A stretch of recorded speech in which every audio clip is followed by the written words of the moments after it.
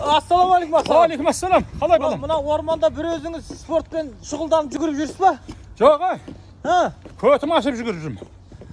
Бұрыш ащы жеп қойдыңыз ба? Жоқ, адамдарға қаным қарайып, жыным кеп. О, көпшілік қиын болып кетті ғой. Тілі жаман адамдардың, әсіресе жастардың. А десең, мә дейді, не десең, же дейді. О, бір жақсы сөзін қимайды бір-біріне. Жақсы комментарий жазбайды.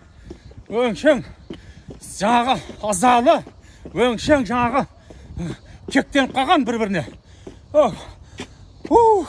Ай, осы мен ойлаймын да, кейде осы адамдардың тілін түбінен кесіп тастаса, не болар екен дейін да.